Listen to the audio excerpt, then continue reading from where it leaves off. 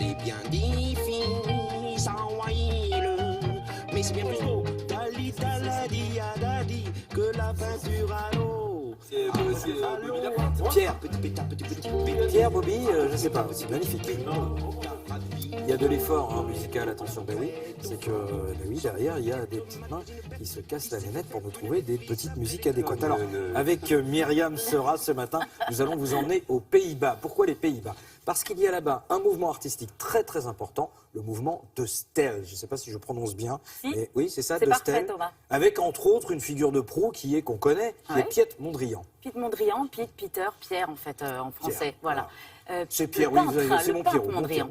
Voilà. Et effectivement, il y a un anniversaire en fait. On célèbre les 100 ans de ce mouvement artistique. Et en Hollande, c'est très important. D'ailleurs, si vous vous baladez aujourd'hui à Rotterdam ou du côté de La Haye, vous verrez qu'il y a énormément d'immeubles à l'effigie de ce mouvement de Stel. Donc, ils ont affiché sur les vitres des lignes rectilignes, les couleurs primaires, etc.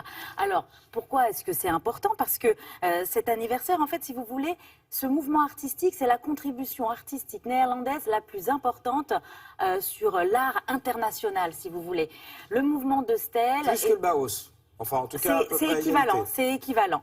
Le mouvement de Stel représentait au XXe siècle ce que Rembrandt représentait au XVIe ou Van Gogh au XIXe.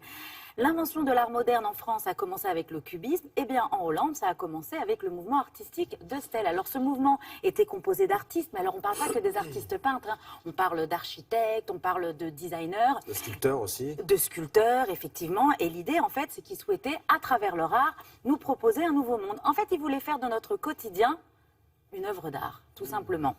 Alors, et puis c'est très très épuré, donc on enlève, tout est réduit au minimum en fait. C'est un art qui était absolument abstrait, géométrique, avec des lignes primaires, des couleurs. Alors, on retrouvait ça dans tout, dans l'architecture, dans le design, dans la mode. Et d'ailleurs, ça a fait un carton à l'époque, mais jusqu'à notre époque aussi, puisque moi-même, par exemple, j'ai utilisé des produits cosmétiques à l'effigie de la peinture de Mondrian, ou porter un t-shirt. Enfin, on connaît tous ce mouvement de Stel, donc je vous propose d'aller à La Haye, au musée qui possède la plus grande collection au monde. Et après, on a fait un petit bout de chemin, on a été à Amersfoort, dans la maison natale de Mondrian. Regardez.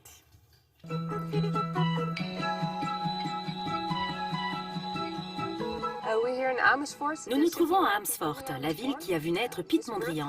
D'ailleurs, sa maison natale se trouve derrière moi, juste de l'autre côté du canal. Il y vécut les 8 premières années de sa vie.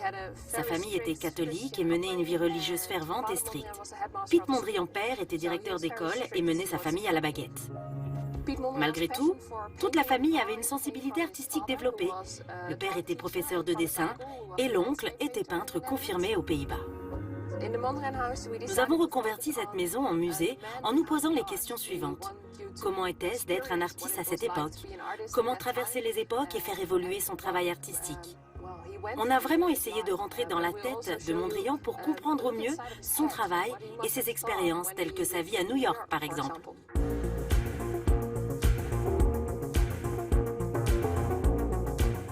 Au début de sa carrière, Piet Mondrian s'était spécialisé dans la peinture de paysages, dans la pure tradition hollandaise.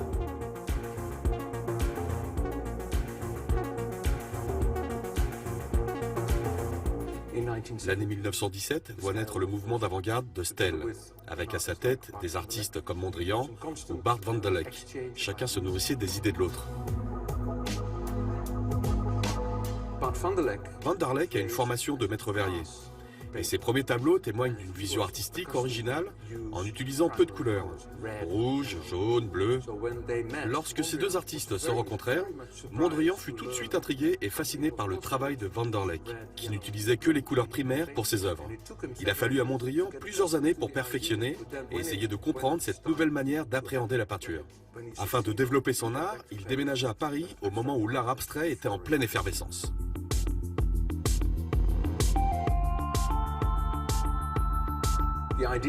L'idée de base du courant artistique de Stel était de chercher de nouvelles formes universelles de beauté, d'imaginer de nouveaux codes esthétiques qui séduiraient le plus grand nombre et qui incluraient l'art et la culture. Le mouvement de Stel met en lumière une nouvelle conception de la vie, tout simplement. Une nouvelle manière de vivre à laquelle le monde entier pourrait adhérer.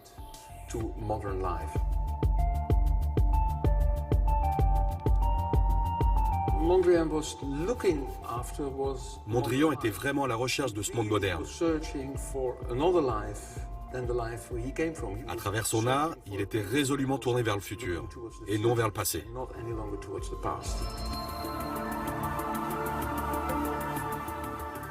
Dites-moi, il est joli ce petit Mondrian au mur, si on veut se l'offrir, parce qu'on se disait, tiens, avec les garçons, ce serait bien. Vous faites un chèque de 35 millions d'euros. C'est la dernière œuvre de Mondrian, inachevée. Il est mort avant de l'avoir terminé. Voilà, à New York, c'est en 1944. Un petit rabais si c'est pas fini. Il a raison. Demande au propriétaire. Mon maçon, quand il finit pas un truc, ça va moins cher. Exactement.